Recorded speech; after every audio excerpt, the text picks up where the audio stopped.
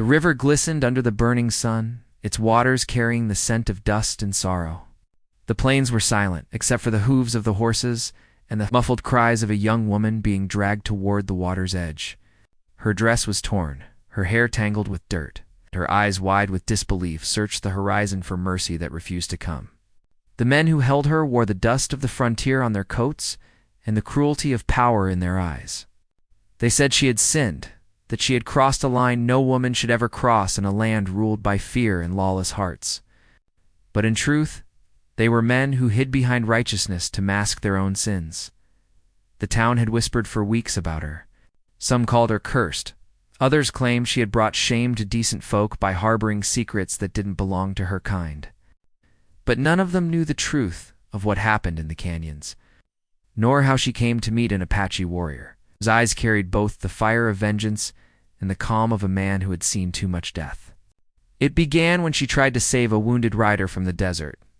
She didn't know he was Apache, not until she saw the beads around his neck and the markings on his arm. By then, it was too late to turn back. She had tended his wounds, brought him water, and protected him when the posse came searching. And now, that single act of compassion had turned her into a target. The men dragged her deeper into the river, the water rising past her knees.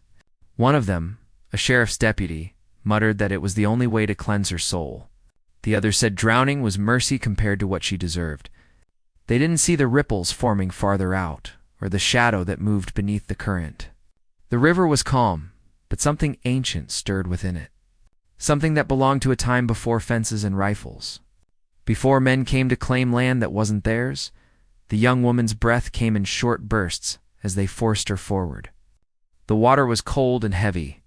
Her heart pounded in her chest, and her mind replayed the moment she had met the warrior. He had spoken few words, but his gaze told her everything. He was a man bound by silence, by duty to a people nearly erased by the greed of settlers.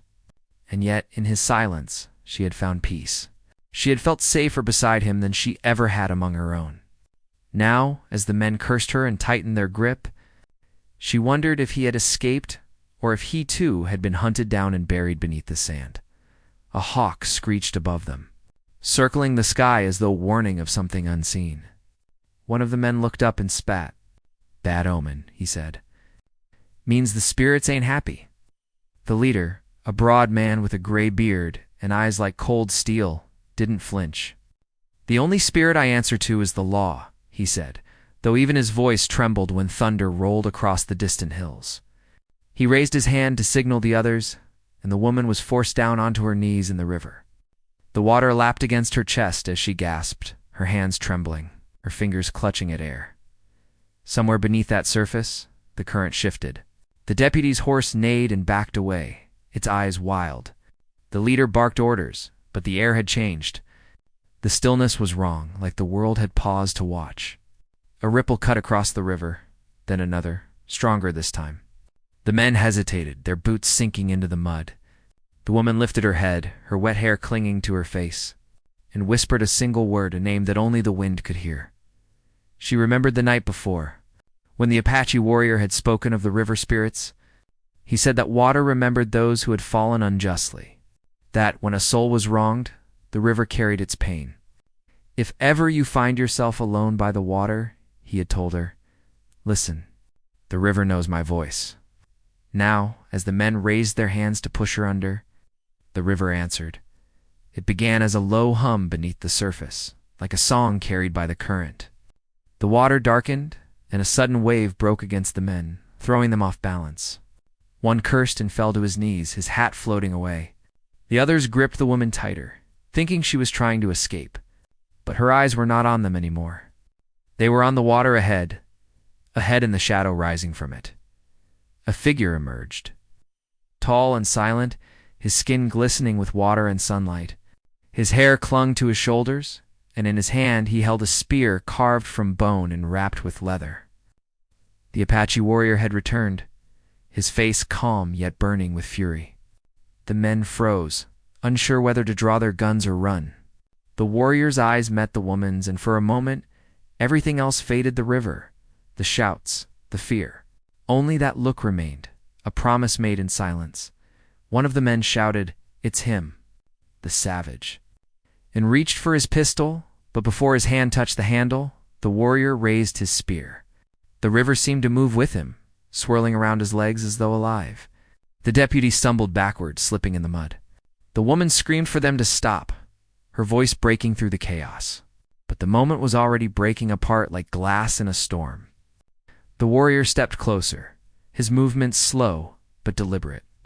His gaze locked on the man who had been leading the mob. The leader's voice wavered as he barked an order. But the others didn't move. They could feel it tooth the weight of something older than them, something that didn't belong to their world of laws and guns. The warrior lifted his spear higher, the sunlight flashing off the blade. The woman tried to rise, her hand shaking as she struggled against the current. The river rushed harder now, swirling around them all, pulling at their feet, whispering with a sound that was almost human. Then came the silence. It was the kind of silence that only happens when fate is holding its breath.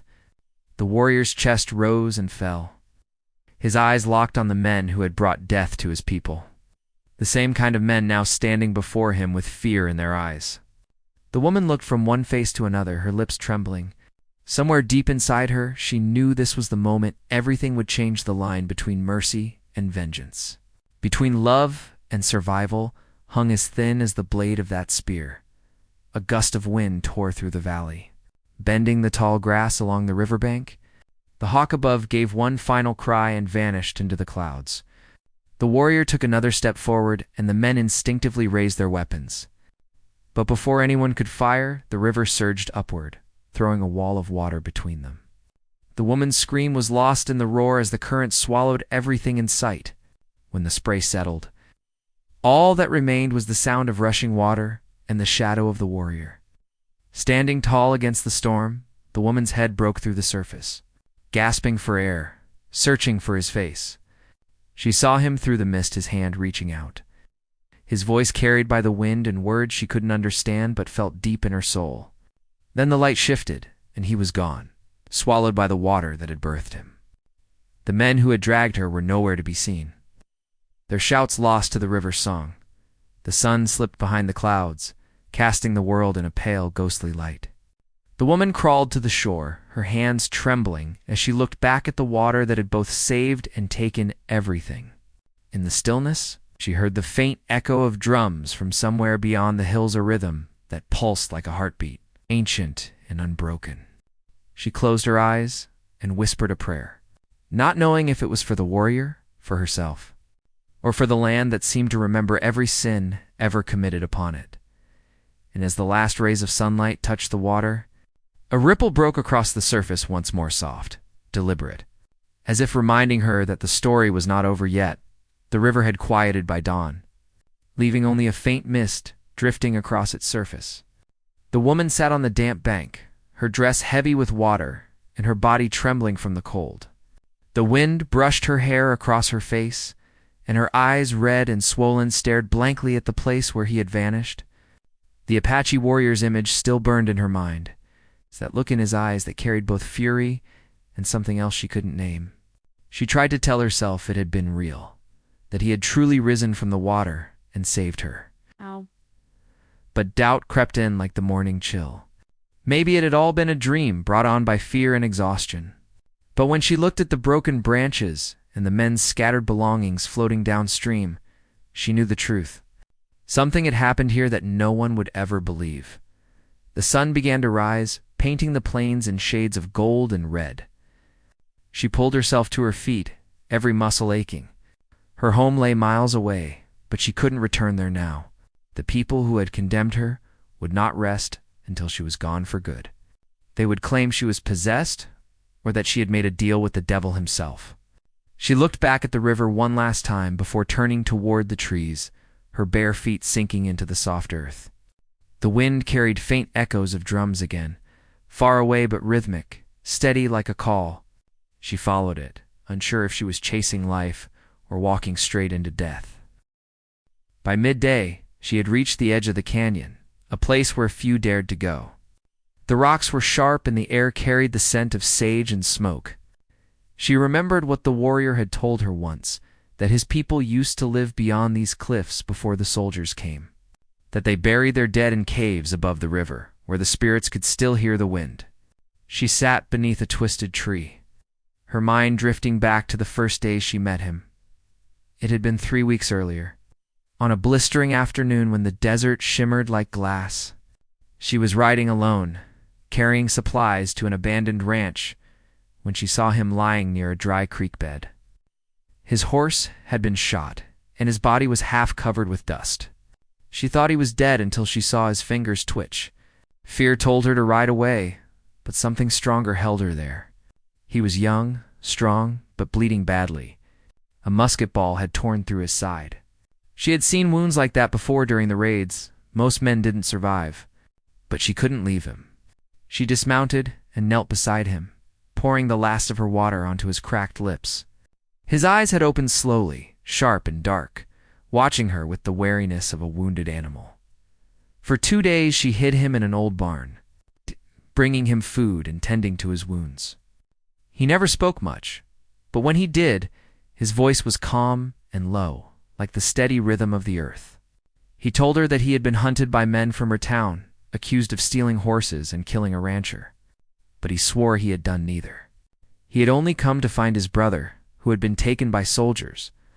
She didn't know if she believed him at first, but when she looked into his eyes, she saw truth, or at least pain too deep to fake. As his strength returned, he began to help her with small chores. Fixing the fence, fetching water, moving quietly through the woods like he belonged to them. The nights were the hardest.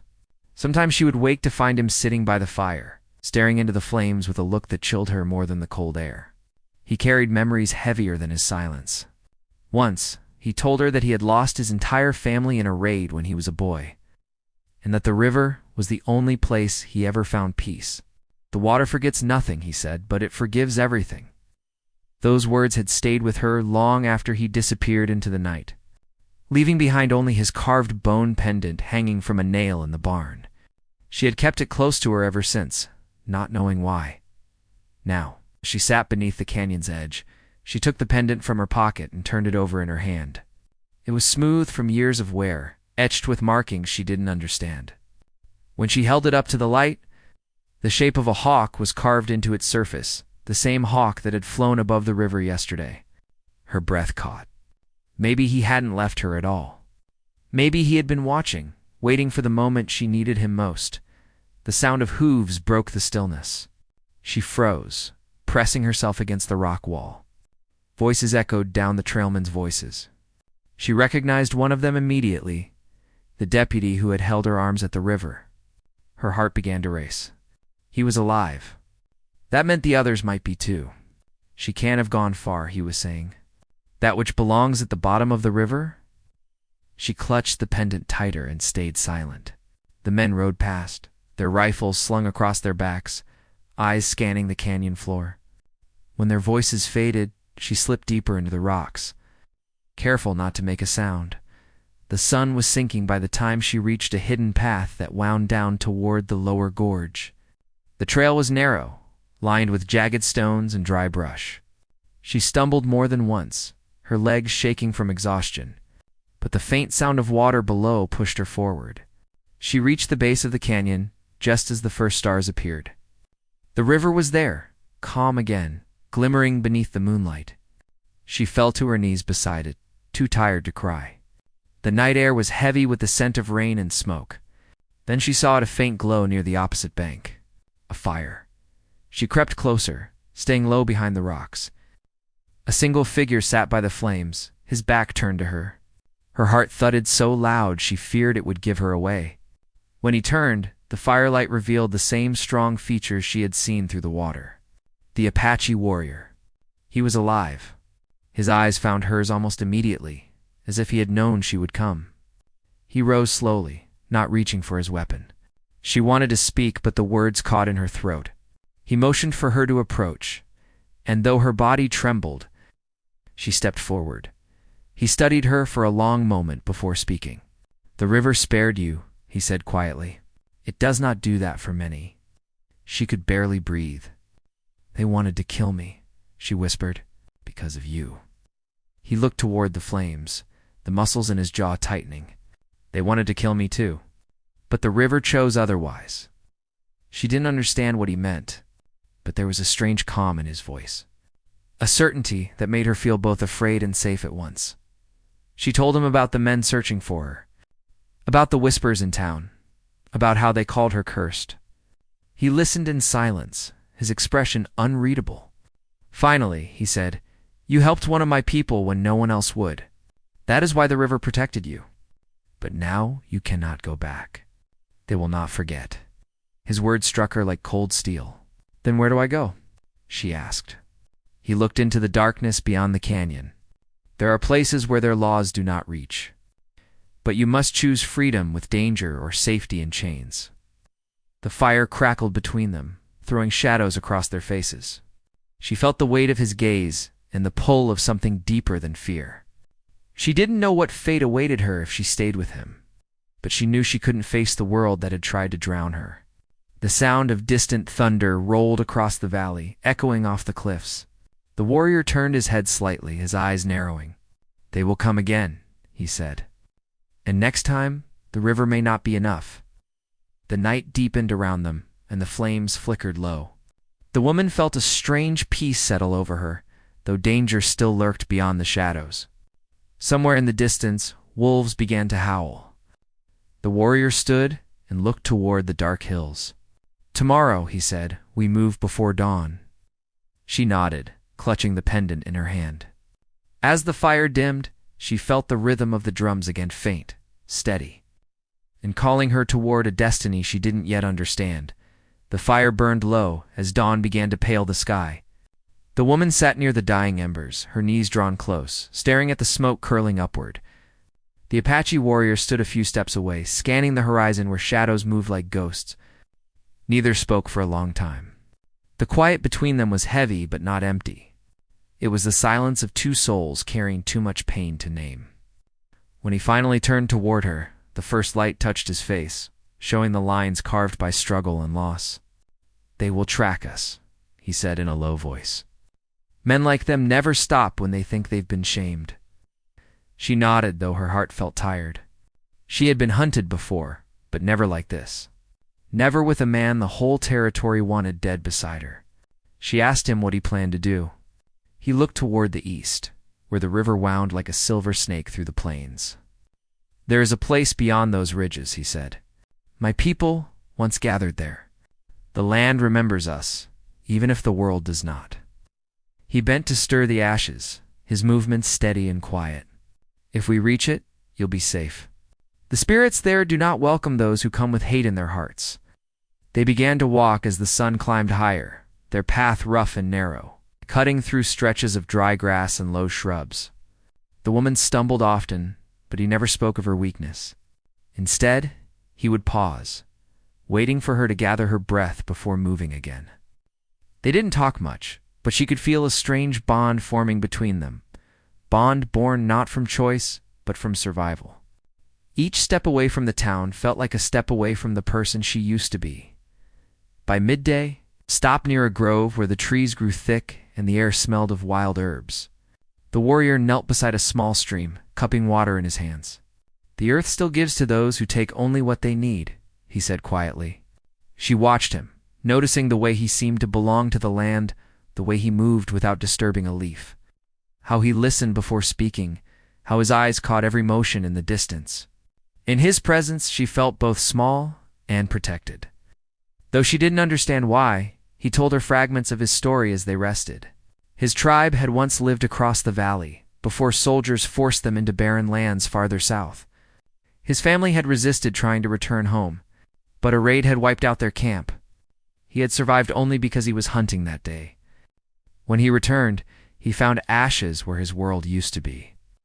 "I buried what was left," he said, his voice quiet. "Since then, I have carried the weight of what they took."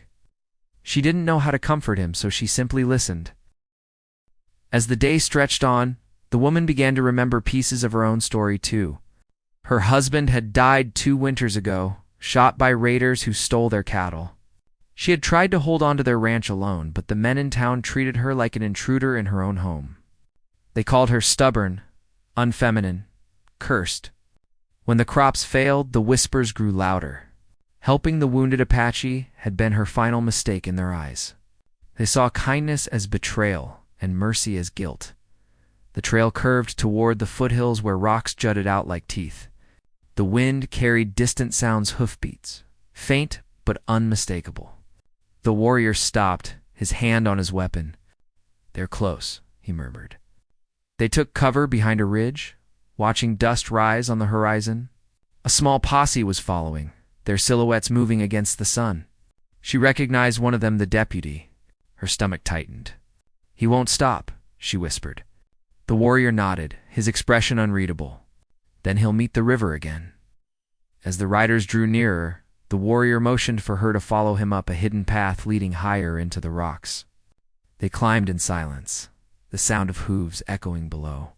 From the ridge, they watched the men search the valley. The leader dismounted, examining the ground. "Tracks," he said, his voice drifting upward. They went north. The deputy spat into the dirt. "Then north we go. The witch and the savage both hang when we find them." The words stung her more than she wanted to admit. She had once believed in justice, but now she saw how easily men used it to hide cruelty. When the posse moved on, the warrior turned to her. "They'll keep following the river. We move west," she hesitated, looking toward the distant plains. "That leads into the Badlands." He met her eyes. "That's why they won't follow." They traveled through the night, their path lit by the moon. Coyotes cried in the distance, and the wind whispered through the grass. She asked him how he always seemed to know where to go. He told her that his people had walked this land for centuries. "The stars are maps," he said, pointing to the sky. "The wind tells direction. The river gives warning." His words carried a quiet reverence that made her realize how differently he saw the world. To her, the land had always been harsh and lonely. To him, it was alive, filled with voices and memory. By the second day, her strength began to fade. Hunger gnawed at her, and the heat burned her skin. When they finally reached a narrow canyon with a small spring, she collapsed beside it. The warrior gathered wild berries and roots, offering them to her. "Eat," he said. She smiled faintly. "You sound like my husband used to." For the first time, he looked surprised. "You were married?" She nodded slowly. "He was a good man. I buried him on our land." After that, the world turned cold. The warrior's eyes softened. "The world has a way of testing the living," he said, "but it also gives second chances." That night, as they sat by another fire, he began to carve a small piece of wood, his hand steady. She watched quietly until curiosity won. "What are you making?" He looked up, his dark eyes meeting hers. "Something to remember this path by," he said. "When the wind changes, it will carry our scent. The spirits will know where to find us again." His words both comforted and frightened her. She didn't understand his beliefs, but she respected them. There was something pure in his way of honoring the world around him. Something she felt her own people had lost long ago. In the distance, thunder rolled again. The air grew heavy, thick with the promise of rain. She lay awake listening to the drops hitting the rocks, thinking about the town she left behind. She wondered if anyone there felt guilt for what they had done, or if they had already spun a new story to justify their cruelty. She thought about the deputy, the leader, the men who had dragged her to the river. Their faces haunted her. What kind of world punished kindness? What kind of people found power in another's pain? The warrior's voice broke through her thoughts. "You still look back," he said from the other side of the fire. "The past is like the river. It pulls you if you stare too long." She turned toward him, her eyes glistening in the firelight. "And what if the river never lets go?" He looked into the flames. "Then you learn to swim against it." Before dawn, they were on the move again, climbing higher into the hills. The storm had passed, leaving the earth damp and fresh. But danger lingered. From a distant ridge, a faint glint caught the warrior's eye metal, flashing in the sunlight. He stopped abruptly and motioned for her to stay low. The posse was closer than he thought. The woman felt fear rise in her chest as she heard the faint echo of voices drifting on the wind. The chase wasn't over, not yet. They hid among the rocks as the sound of hooves grew louder. She could see them now, the deputy in front, his rifle resting across his saddle, eyes scanning the trail ahead. The warrior's hand gripped his weapon, his body tense, but still. The woman's heart pounded as she looked at him, realizing that whatever lay ahead, their lives were now bound together. The storm had washed away their tracks, but fate had not washed away their pursuers. The wind rose again, carrying the low rumble of distant drums from beyond the hills. The warrior turned his head toward the sound, his expression shifting. "The spirits are restless," he murmured. "Something waits for us beyond this ridge." She wanted to ask what he meant, but before she could, the first gunshot cracked through the air, echoing through the canyon. The world exploded into chaos. The river of fate began to move again. The first gunshot shattered the morning calm, echoing off the canyon walls like a thunderclap. Birds scattered from the cliffs, and the woman dropped to the ground as the sound rolled through the air. The warrior's hand shot out, pulling her behind a large boulder as dust rained from above. The second shot followed, closer this time, hitting the rock near her shoulder. She felt the sting of stone chips across her cheek. Her heart pounded so hard she thought it might burst. The posse had found them. The warrior's face was calm, but his eyes burned with fierce focus. He peered around the edge of the rock, his jaw tightening. The riders were spread out below, moving slowly through the canyon, their rifles drawn, using the boulders as cover. The deputy was in front, shouting orders, his voice full of confidence and anger. "They can't run forever," he yelled. "The savage won't save her this time." His words made her tremble, not from fear, but from the reminder of what they had done to her. The warrior motioned for her to move quietly up the slope. "Go," he whispered. "Stay close to the rocks. I'll draw them away." She shook her head, clutching his arm. "You'll be killed." His gaze softened for a moment. "The river didn't save me to die here." Before she could stop him, he slipped away into the shadows, moving like part of the earth itself. She pressed her back against the stone and began climbing. The path was steep and uneven, and her hands were raw from gripping the sharp edges. But she didn't stop. The sound of gunfire rang again, followed by shouts. The posse had seen movement. When she reached a narrow ledge, she looked down and saw him, a dark figure darting between rocks, swift and silent. The deputy's men fired again, but he was too fast. He disappeared behind a cluster of trees, and moments later, a horse screamed as it reared up. The men cursed, firing wildly. One fell from his saddle, clutching his shoulder. The others scattered, yelling his name. The woman used the chaos to climb higher, but the ledge crumbled under her foot. She slipped, barely catching herself on a jagged rock. Blood ran down her palm, but she forced herself to keep going. Below, she could see the warrior using the land to his advantage, moving unseen, vanishing into the dust and reappearing only to strike. But she knew there were too many of them. For every man that fell, another closed in. Thunder began to rumble again in the distance. Dark clouds rolled over the hills. The storm that had passed the night before had returned angrier and heavier. The wind howled through the canyon, bending the trees and swirling dust around her. The sky darkened, and flashes of lightning lit the cliffs in quick bursts of white. She reached the top of the ridge and fell to her knees, gasping for breath. The air smelled of rain and gunpowder. From above, she saw the battle below, the posse still chasing shadows through the rocks, and the warrior standing near the river's edge, his body poised like a mountain against the wind. The deputy was shouting, trying to rally his men, but his voice was lost in the roar of the storm. The warrior stood unmoving as the first drops of rain began to fall, his long hair whipping across his face. Something about the way he faced them alone, unshaken, filled her with both pride and dread. The rain came down harder, turning the ground slick and the rocks treacherous. Lightning struck nearby, shaking the canyon with its force. The warrior moved again, swift as the wind, using the storm as his cover. The deputy fired, the sound echoing, but the shot went wide. The warrior closed the distance between them, grabbing the deputy's arm and twisting it hard enough to send the gun flying into the river. The men around them hesitated, unsure whether to fire. The rain was blinding, and thunder drowned their voices.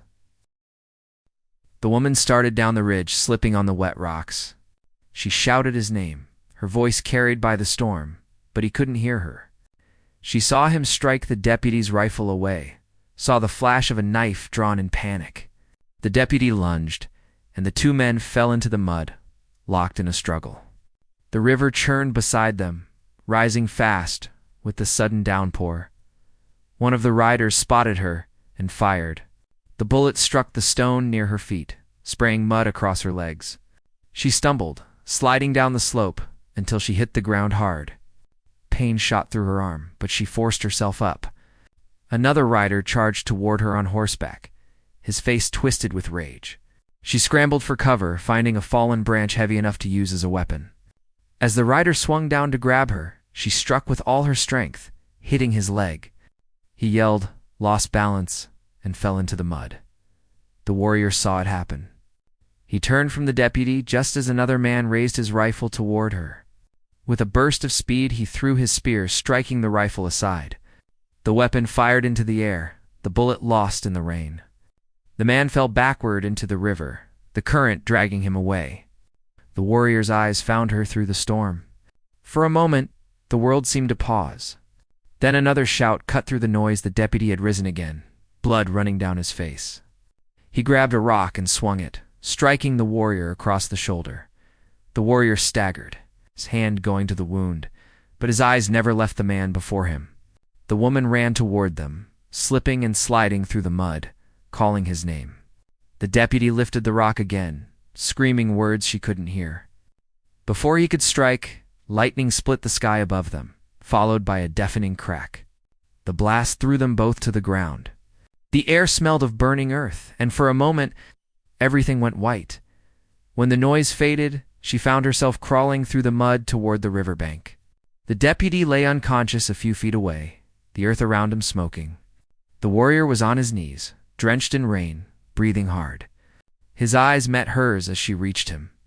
She wanted to speak, to tell him not to fight anymore. But before she could, another shot rang out from the ridge above. A rider who had stayed back was aiming directly at them. The warrior pushed her aside just as the bullet hit the ground near his hand. He rose and charged forward, unarmed now but fearless. The rider tried to reload, his hands trembling in the rain. The warrior tackled him before he could fire again, and the two crashed into the mud. The gun slid away, landing near the woman. She ran for it, her heart pounding. She picked it up, the cold metal heavy in her hands. Her fingers shook as she pointed it, unsure if she could pull the trigger. The warrior looked back at her, his expression calm, as if telling her she didn't need to. The rider beneath him struggled, reaching for his knife. She froze. Then thunder roared again, and the river surged higher, its water foaming and wild. The warrior and the rider rolled closer to the edge, fighting for balance. She screamed for him to stop, but her voice was lost in the storm. The earth beneath them gave way, and both men fell into the raging current. She ran to the edge, her heart tearing apart as she saw the river swallow them. The current was too strong, carrying logs and debris from upstream. She called his name again and again, her voice breaking with every cry. Then, through the lightning flashes, she saw him, his hand gripping a branch, his body fighting against the current. He was alive. She stumbled down the slope trying to reach the bank, but the ground was slick and unstable. The rain poured harder, and the air grew darker. The river roared like a living beast, its waves rising higher with every heartbeat. She slipped, landing hard on her knees, mud clinging to her dress. She could barely see him now, his figure fading into the chaos of water and storm. But she refused to give up. She crawled forward, shouting his name again, louder this time. Her voice cutting through the storm like a cry from the soul. He turned toward her, struggling to stay above the water. Their eyes met once more through the rain. Then, with one last burst of strength, he pushed himself toward the shore. The current fought to pull him back, but he kept moving. She reached out her hand, screaming for him to take it as the storm raged around them. The moment hanging between life and death, love and loss, hope and despair, balanced on the edge of fate. Waiting to break, the river crashed around them, wild and merciless, as if determined to test every ounce of their strength. The woman reached out, her arm trembling, her hand inches away from his. The warrior's fingers brushed hers once, then again, until finally their hands locked tight. With a cry that was half fear, half hope, she pulled with everything she had. Mud slipped under her feet, but she refused to let go.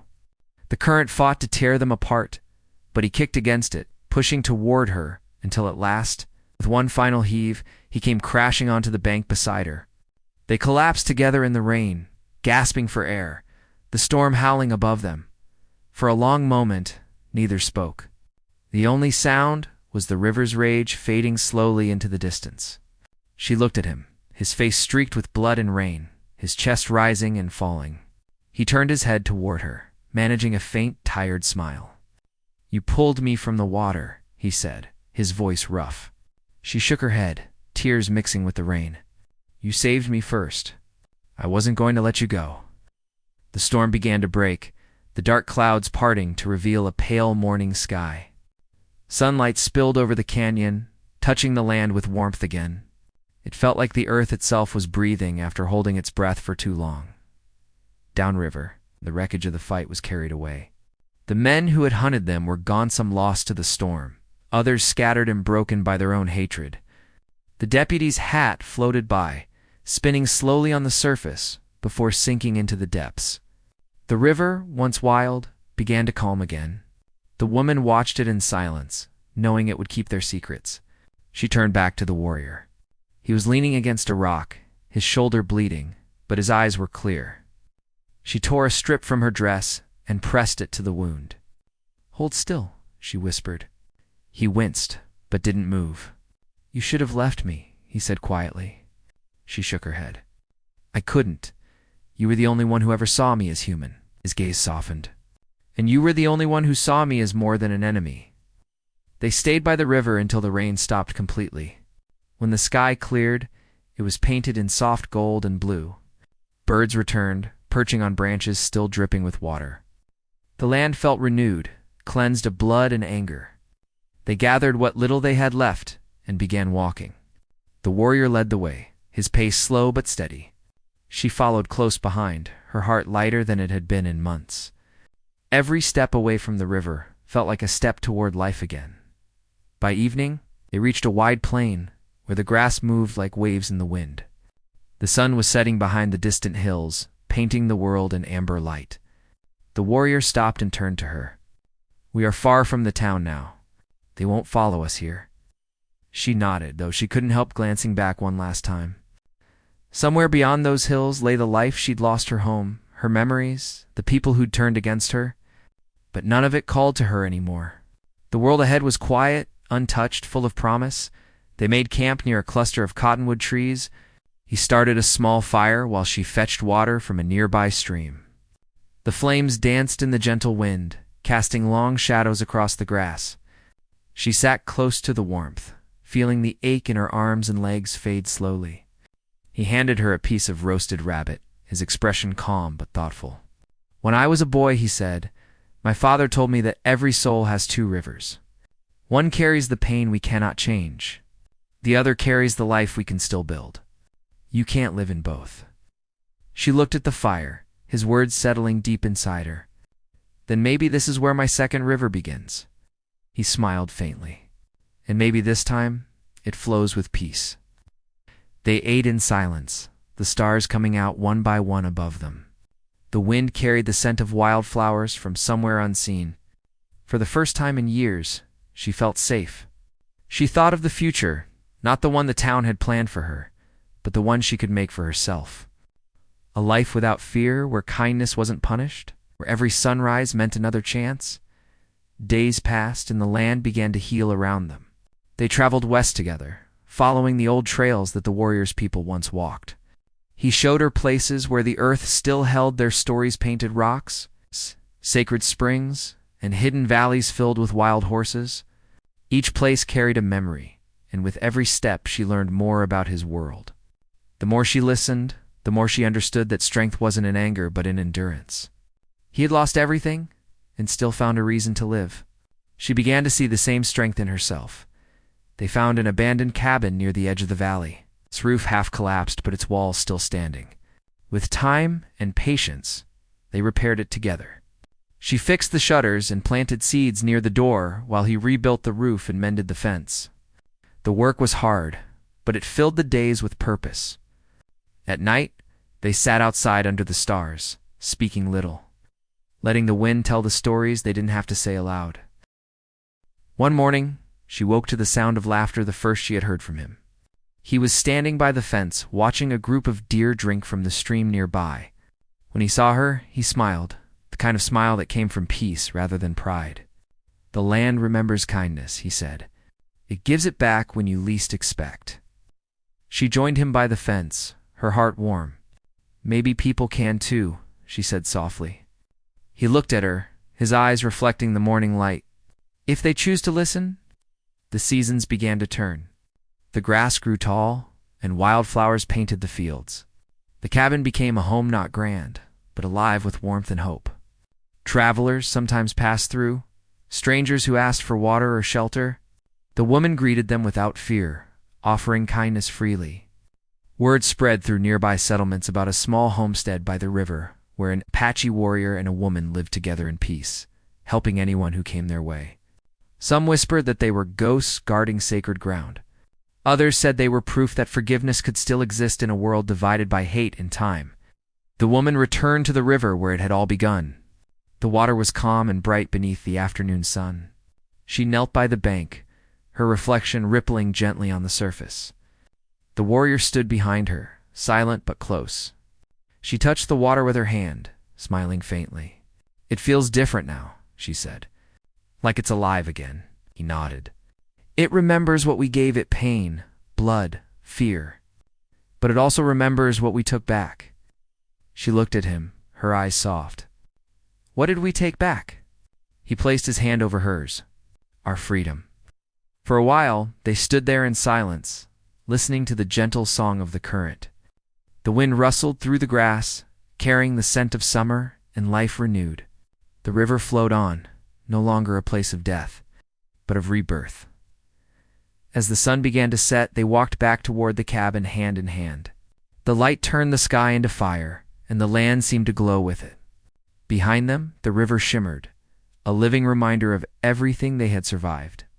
The woman glanced at the horizon, her heart steady. She knew that the past could never be erased, but it could be forgiven. She had found not just a protector, but a partner, man who carried both strength and peace within him. Together, they had rewritten the story the world tried to end that night. As the stars filled the sky, the woman lay beside the fire, listening to the soft breathing of the man who had once risen from the water to save her. She smiled, knowing that whatever trials had brought them here had been worth it. The land was quiet, the world finally at rest. Somewhere beyond the hills, the river continued its endless song, carrying their story through the heart of the frontier of courage, redemption, and the kind of love that outlasted even the fiercest storm. And for the first time in her life, she felt truly home.